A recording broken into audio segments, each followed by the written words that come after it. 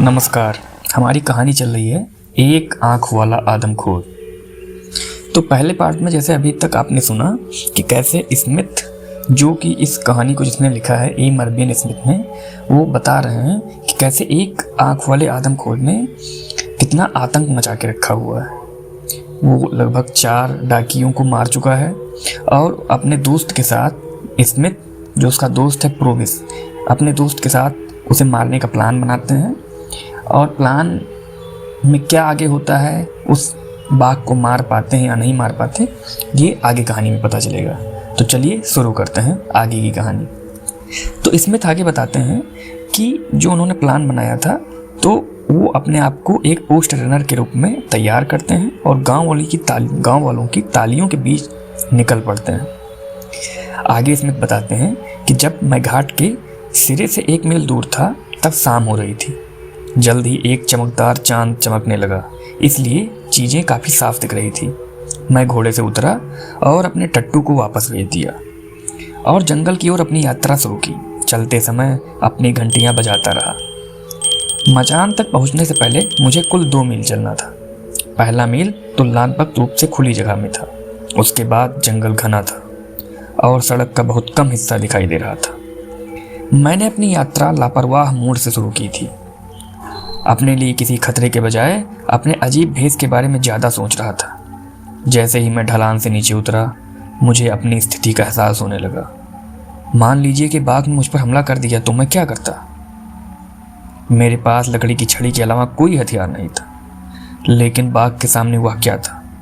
मेरे मन आधे से ज़्यादा वापस लौटने और अपने लौटने के बारे में कोई कहानी बनाने का कर रहा था। लेकिन प्रोविस का क्या मैं जहाँ था वहाँ से उसे आवाज़ दे सकता था? क्या इस चिल्लाने से बाघ आकर्षित नहीं हो सकता?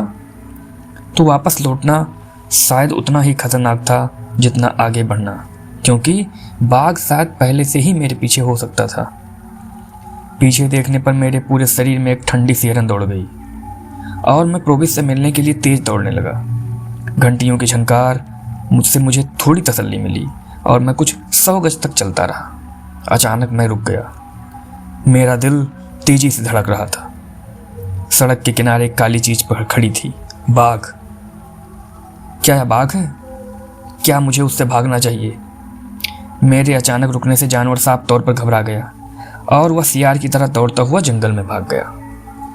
मुझे याद नहीं अगले कुछ मिनटों में क्या हुआ, लेकिन मैं खुद को मचान के नीचे पाया और प्रोविस चिल्ला रहा था, अरे बूढ़े, तुझे किस चीज ने डरा दिया? क्या तुमने बाघ को देखा है? प्रोविस की बोतल से एक जोर का घूंट लिया और मैं लड़खड़ाती आवाज में बता पाया कि दौड़ने से मेरी सांस फूल गई थी। अपनी बंदूकें कंधे पर रखकर हम घाट से नीचे उतरे और फिर कैंप वापस आ गए, लेकिन बाघ का कोई निशान नहीं दिखा। उस रात कई बार मैं डर के एहसास से उठा और मुझे लगा कि कोई आदमखोर मेरा पीछा कर रहा है। अगली सुबह प्रोविस ने जोर दिया कि हमें एक और कोशिश करनी चाहिए, इस बार जगह बदल कर। मेरी कोई भी बात उसका इरादा नहीं बदल पाई। प्रोविस बोलने लगा, अगर तुम नहीं आओगे बूढ़े, तो मैं अकेला जाऊंगा और डाक वाले का काम करूंगा। मैं नहीं चाहता कि देसी लोग कहें कि छोटा साहब डरपोक है। मैंने उसे अपने साथ डबल बंदूक ले जाने के लिए मनाने की कोशिश की, लेकिन नहीं, वह वैसे ही जाएगा जैसे मैं गया था। खैर, मैं 5 बजे मचान पर चढ़ गया और 3 तरफ एक छोटा सा छेद बनाया ताकि मैं अपनी बंदूक टिका सकूं और दोनों तरफ की सड़क के साथ शॉर्टकट पर भी नजर रख सकूं। उसके बाद मैं चुपचाप इंतजार करने बैठ गया, लेकिन यह बहुत मुश्किल काम था, क्योंकि शाम होते ही मच्छरों को मेरी गंध लग गई और मेरे कानों से दूर भगाने की कोशिश में मुझे परेशान करते रहे। आखिरकार मैंने दूर से घंटियों की आवाज़ सुनी।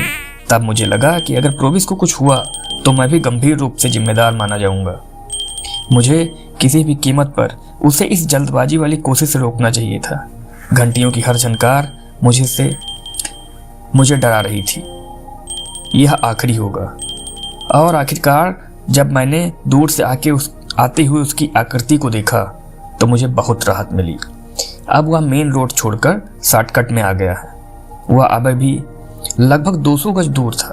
तभी, हे भगवान, यह क्या है जो मैं उसके पीछे लगभग 30 गज की दूरी पर चुपके से आते हुए देख रहा हूं? गड्ढों की वजह से वह एक पल के लिए नज़र से ओझल हो गया, लेकिन फिर से दिख गया। उस विशाल सिर को पहचानने में मेरी कोई गलती नहीं हो सकती। यह बाघ है। तेज चांदनी में सड़क पर छोटी छोटी लकीरों के बीच उसका पीला शरीर दिख रहा था, क्योंकि वह नीचे झुककर चुपके से मेरे दोस्त का पीछा कर रहा था। असल में उसका शिकार कर रहा था। मैं घबराहट से कांप रहा था। क्या मुझे प्रोविस को चेतावनी देने के लिए चिल्लाना चाहिए? लेकिन इससे शायद वह रुक जाता और बाघ उस पर हमला कर देता। हर पल एक सदी जैसा लग रहा था। फिर भी मेरा दोस्त मौत के मुंह में था और मैं अपने बड़े खतरे से पूरी तरह अनजान था। अगर मैं अपने हाथों की कपकपी रोक पाता तो भी एक मौका था, क्योंकि मैं 100 गज तक अपनी स्नाइपर पर भरोसा कर सकता था। मैंने जितना हो सका बाघ पर निशाना साधा, लेकिन जिन्होंने बाघ का शिकार किया होगा वो जानते हैं कि जब यह बड़ा जानवर नीचे झुककर अपने शिकार का पीछा करता है तो वो कितना छोटा हो जाता है। वह साफ तौर पर अपने और प्रोविस के बीच की दूरी कम कर रहा था और शायद 1-2 पल में आखिरी हमला कर देता। मैंने कुछ गज आगे एक जगह पर निशाना साधा जहां रास्ता तुलनात्मक रूप से समतल था, ताकि मैं बाघ का पूरा शरीर देख सकूं। और जैसे ही वहां दिखे मैंने गोली चला दी। प्रोविस एक पल के लिए रुका, फिर चिल्लाते हुए कहा, धत तेरे की बूढ़े आदमी, यह बंद करो। तुम्हारी गोली मेरे कान से 1 इंच के पास से निकली है। इस तरह मजाक मत करो, जल्दी करो। मैंने कहा, जल्दी करो, भगवान के लिए जल्दी करो, वह बाघ तुम्हारे पीछे है। मैंने हाँफते हुए कहा और जल्दी से अपने दोस्त को मेरे बगल वाले मचान पर चढ़ने में मदद की। फिर हमने उस जानवर को देखा, लेकिन वह कहीं नहीं दिखा। मुझे अपने निशाने पर पूरा भरोसा था और मैंने कहा कि वह जरूर किसी गड्ढे के पीछे मरा होगा या मर रहा होगा। जब मैंने प्रोविस को बताया कि वह बाल बचा है तो वह बुरी तरह डर गया। हम दोनों ने कसम खाई, अब हम फिर कभी इस तरह से बाघ का शिकार करने की कोशिश नहीं करेंगे। 15 मिनट इंतजार करने के बाद हमने हवा में कई गोलियां चलाई। 1 घंटा इंतजार करने और कुछ भी ना सुनने के बाद हमने फिर से अपनी बंदूकें चलाई और फिर ध्यान से रिलोड करके नीचे उतरे और वहां गए जहां मैंने आखिरी बार बाघ को देखा था, लेकिन वहां कोई बाघ नहीं था। यह पक्का यकीन होने के बाद कि हम उसे सुबह ढूंढ लेंगे, हम घर चले गए और फिर मैंने गांव वालों को बताया कि उनका सबसे बड़ा दुश्मन मारा गया। उन्होंने हमारा जबरदस्त जोरदार स्वागत किया। अगली सुबह हमने जमीन को ध्यान से खोजा, लेकिन हालांकि जहां मेरी गोली जमीन पर लगी थी और उछल गई थी, वह निशान और प्रोविस के जूतों के निशान साफ दिख रहे थे, लेकिन आसपास कहीं भी बाघ के पंजों का हल्का सा भी निशान नहीं था। आज तक मुझे यकीन नहीं है कि मैंने जिस पर गोली चलाई थी वह बाघ था या सिर्फ मेरी कोर कल्पना। बाघ मरा था इसका सबूत मुझे 1 हफ्ते बाद मिला, जब एक आदमी का सिर, हाथ, पैर मेरे पास लाए गए। तब मुझे पता चला कि बाघ अभी भी जिंदा है और उस बेचारे को पिछले दिन उबरानी में मार दिया है और बाघ के खाने से बचे हुए हिस्से हमारे पास लाए गए थे। नजर हमारी नाकामी के लिए खामोश ताना बनी थी। 4 महीने बाद एक आंख वाले आदमखोर को एक देसी आदमी ने अपने पान के बगीचे में गोली मार दी और उसे सिमोगा लाया गया। उस जानवर को पहचानने में मेरी कोई गलती नहीं हो सकती, क्योंकि उसकी एक आंख पूरी तरह से गायब थी।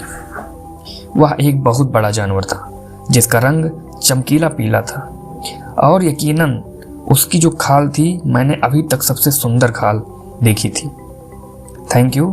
तो ये थी कहानी एक आंख वाला आदमखोर। आगे भी ऐसी कहानियों के लिए आप जुड़े रहिए हमारे यूट्यूब चैनल से। जितना आपसे हो सके उसे शेयर करें, लाइक करें, सब्सक्राइब करें। Thank you. Have a good day.